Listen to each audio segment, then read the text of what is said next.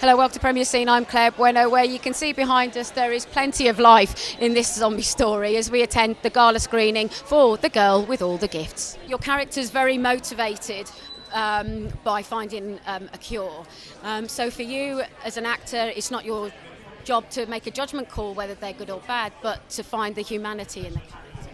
Is it good or bad to try to save humanity? I think that's good. I think you work with what you know, right? And she has to believe that what she is called to do in order to create a cure for humanity, she has to suppress certain sides of her nature and to believe that what she's experimenting on is not a human being.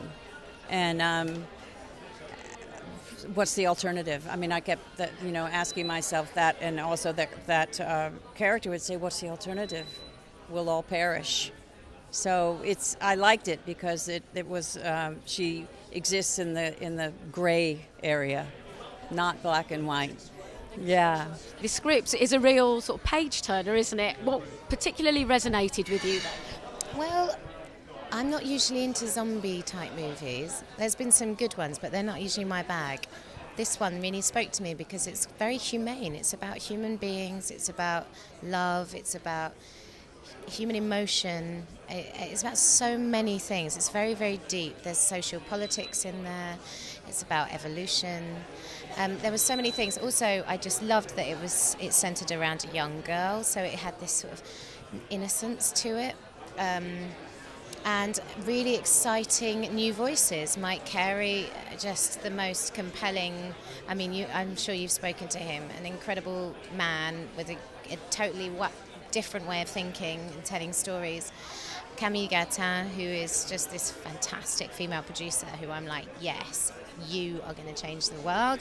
And then Colm McCarthy, who is just this, a really exciting addition to British cinema. It's like, yes, we've got someone that's really going to get willing to take risks with a vision. He really is a visionary. He's great with actors and storytelling. So there were so many things.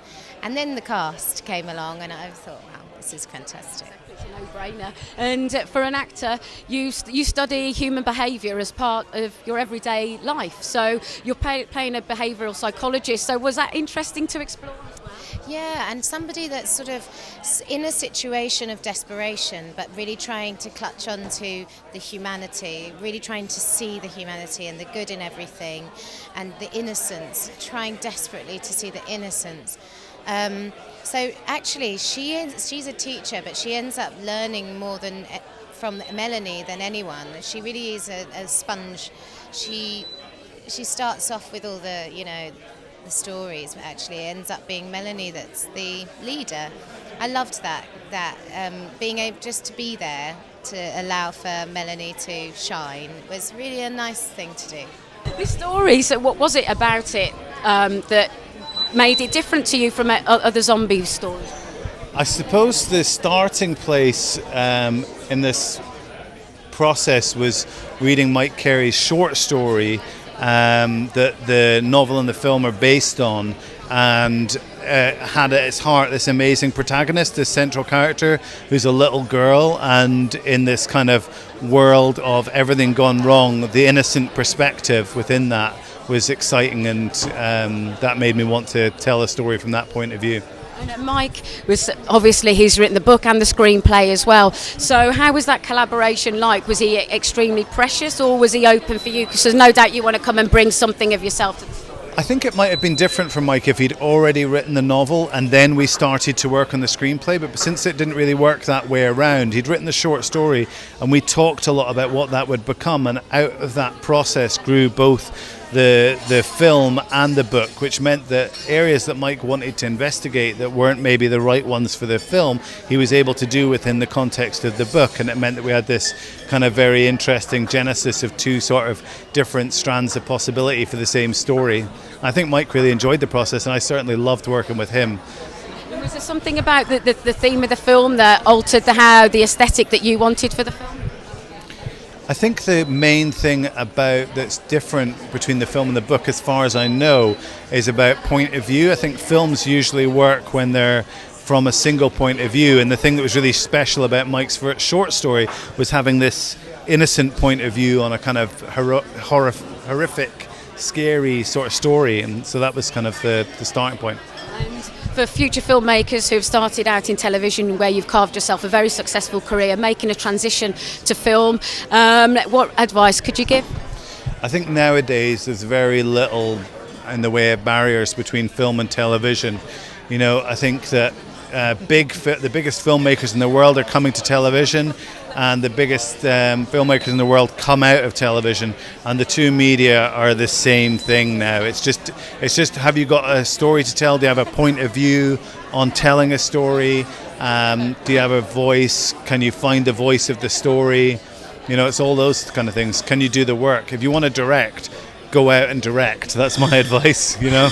Can I ask, as the writer of the novel, what was the kind of the genesis of the story? It actually began as a short piece that I wrote for an anthology. Every year, Charlene Harris and Tony Kellner do a themed anthology of supernatural and horror and dark fantasy stories, and the theme is always something incredibly everyday and ordinary and banal.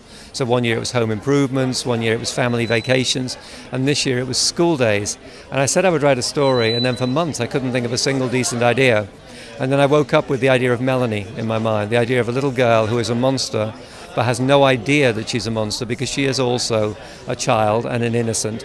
And I saw her in the classroom writing an essay about what she wanted to do when she grew up, whereas the audience know that she's probably not going to be allowed to grow up. So that was kind of the genesis for the whole thing, her character, and all of the rest of the story grew from the character. And quite often with zombie stories as well, there's a metaphor for some sort of social commentary. Was that something that was also in your mind when you wrote the story? I think so, in a lot of different ways. In the novel, I think one of the key themes is the way sometimes the roles, the public roles that we play, stop us from seeing other human beings as human. They force us to keep a distance from them and to treat them badly and inhumanly as a result. And in the novel, there's very much a question of whether the adult characters are capable of seeing Melanie as human and responding to her as human. In the movie, more and more, as we went through the drafts, it became about our stewardship of the environment, the way we look after the natural world or fail to look after the natural world, and what the world would be like without us, which of course is visually realized stunningly in the film. And also you've adapted your book into the screenplay, so you have the liberty of time in a book where you don't with film. Was that hard to kind of have to not separate the wheat from the chaff, but recognise what was relevant? To sort of boil it down. The key decision there, which we took very early on, was in the novel we jump from point of view to point of view and we see the backstory of all of the adult characters. In the movie we don't. We see what Melanie sees and we take Melanie's route through the story, and I think that was absolutely right. So as a producer, what was it about the story when you read the script that made you want to invest in? Well, actually it started as a short story that M R Carey wrote, which is essentially the first 5 minutes of the film, and I just fell in love with the character of Melanie. I'd never really seen a little girl with so much empathy who doesn't realise she's a monster, and understanding the turmoil inside of her when she realises that she's a monster and that she loves her teacher but she also wants to eat her. And we thought this would make a great premise for a zombie movie. We're talking about females. I mean, we've got some really strong female characters in here. As a female producer as well, that must have been very important for you to be able to see women in all kind of different manifestations. It was absolutely crucial for me, and interestingly, in the original short story, there was only Melanie and Sergeant Parks, and the inspiration behind Melanie was actually Mike having worked with his wife and his daughter on a previous story, and he really wanted to make a female-centric story. Colm's got a teenage daughter, and we all just wanted to make a female-centric story. So when we started adding in characters, Mike really insisted on having a lot of really interesting, multi-dimensional female characters, and that's how we ended up with our cast. Well, I was going to say, I mean, what a phenomenal cast. I mean, you know, you have got actresses and actors that really can pull it off. We couldn't be more thrilled. It's interesting because I think Mike actually wrote the novel with Paddy Considine in mind, so for him it was the dream cast. And we just wanted to do blind casting for all the characters. So it was really interesting when we started thinking a bit outside of the box about who could do this. And for Gemma, it was all about finding that teacher you fall in love with instantly. And we went to see Made in Dagenham, And Colm said straight away, yes, she's the person you fall in love with instantly. Gemma is so lovely and so warm. She really is like that in real life, so we just fell in love. And then Glenn is amazing because she doesn't just play evil for the sake of it. She brings a lot of depth to her characters. And, it was a very difficult role to bring to life and not just be someone who cuts up children, but actually be someone who's trying to save humanity and has to detach herself emotionally from what she's doing to these children. And she's Glenn Close, so she did it.